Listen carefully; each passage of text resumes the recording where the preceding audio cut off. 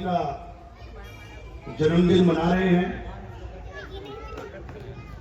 और इस बार देखिए अच्छा मौका है कि 2 दिन हमें जन्मदिन बनाने का मौका मिलेगा, क्योंकि आज शाम को अक्षय तृतीया लगी है और कल 2 बजे तक अक्षय तृतीया रहेगी।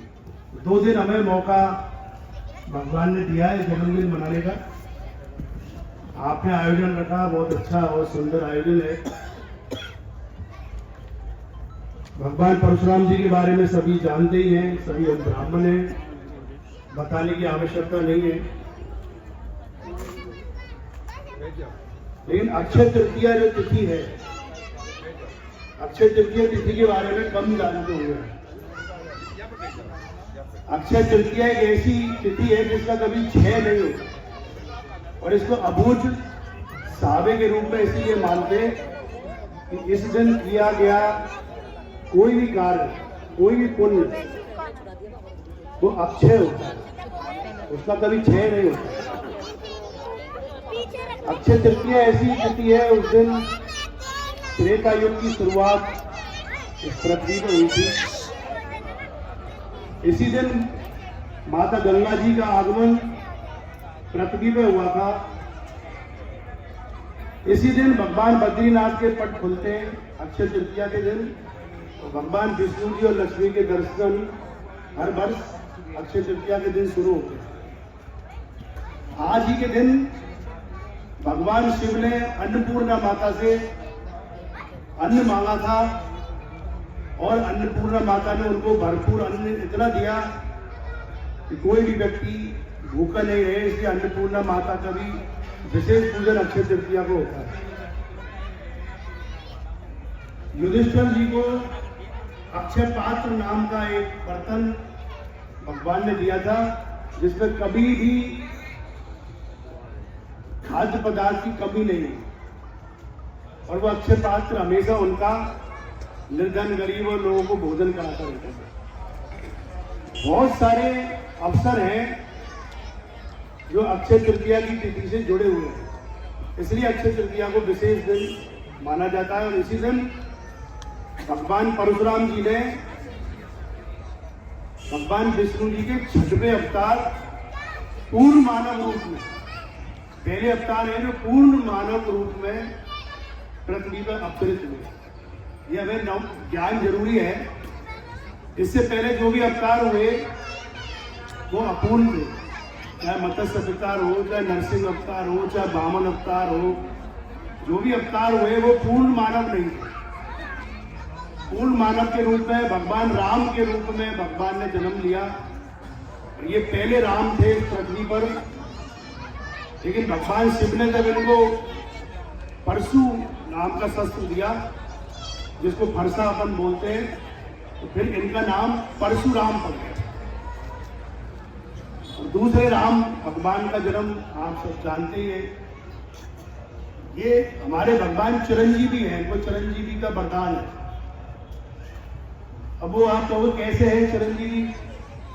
त्रेता युग में इनकी उपस्थिति को माना जाता है, जब इन्होंने युद्ध किया, इस पृथ्वी से आतंक को, अन्याय को खत्म किया। भगवान राम के युग में इनकी उपस्थिति देखी गई है, जब धनुष टूटा था, जब भगवान राम जी से नाराज होकर के भगवान परशुराम जी आए थे, उस युग में भी इनकी उपस्थिति देखी गई है। कृष्ण भगवान का जब युग था, जब भी इनकी उपस्थिति देखी गई। द्रोणाचार्य जी हो, चाहे कर्ण हो, चाहे अन्य अर्जुन हो, अन्य योद्धा हो, सबको इन्होंने शास्त्र की शिक्षा दी है। और भगवान श्री कृष्ण को सुदर्शन चक्र जो आप देखते हो उंगली में, वो भी भगवान परशुराम जी ने उनको सौंपा था। राम भगवान के पास जो दिव्य धनुष बाण है, वो भी भगवान परशुराम जी ने राम भगवान को सौंपा था। गणेश जी के पास जो आप फरसा देखते हो, वो भी भगवान परशुराम जी ने गणेश जी को सौंपा था। तो एक संदेश है कि जब आप युद्ध लड़के एक स्टेज पे आ चुके हो, तो अपने अस्त्र शस्त्रों को युवा पीढ़ी को सौंपिए। ये संदेश है भगवान की तरफ से। यही नहीं कि मैं 80 साल हो गए तो भी मैं ही लड़ूंगा। युवा पीढ़ी को तैयार कीजिए। आपके पास जो अस्त्र शस्त्र जो भी है, जो भी शक्ति है, ताकत है, उसको अगली पीढ़ी को समर्पित कीजिए, ये भगवान का संदेश है। और मन की गति इनको वरदान के रूप में मिली हुई है, मन की गति से कहीं भी आ जा सकते हैं। अभी अपन स्मरण करेंगे तो अभी अपन के अपने पास होंगे, अभी मन की गति से और कहीं चले जाएंगे। तो ये इनको विशेष शक्तियाँ हैं, ये छोटा छोटा मैंने बताया। जयपुर में भगवान परशुराम जी का प्रदेश स्तरीय पूजन कार्यक्रम होता है। सभी संगठन मिलके, जितने भी ब्राह्मण संगठन है, सभी मिलके एक साथ भगवान परशुराम जी का पूजन करते हैं। सर्व समाज को उसमें आमंत्रित करते हैं, क्योंकि भगवान विष्णु जी के 6वें अवतार है, सभी को पूजन का अधिकार है।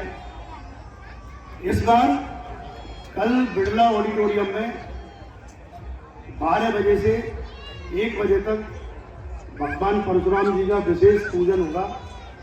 और उस विशेष पूजन में आप लोग पधारिए। आप सभी को मैं अपील करता हूँ, आह्वान करता हूँ, ज़्यादा से ज़्यादा यहाँ से माताएं, बहनें, भाई, हमारे बुजुर्ग सभी आप पधारिए और देखिए कि जयपुर में किस तरह से हम इसको आयोजन को करते हैं, किस तरह से भगवान की पूजा करते हैं। आप सब आएंगे, आपको भी लाभ होगा, पुण्य मिलेगा, क्योंकि इस दिन का जो पुण्य है वो अक्षय है। आप पढ़ोगे शास्त्रों में तो देवी देवता, ऋषि मुनि भी इस दिन का इंतजार करते हैं कि कब अक्षय तृतीया आएगी तो कब हम लोग पूजा अर्चना, पुण्य, हमारी तपस्या ये करेंगे और हमें विशेष शक्ति और ताकत उससे मिलेगी। आप सभी कल पधारें, आप सभी का अनुरोध है। बोल भगवान परशुराम की जय। धन्यवाद।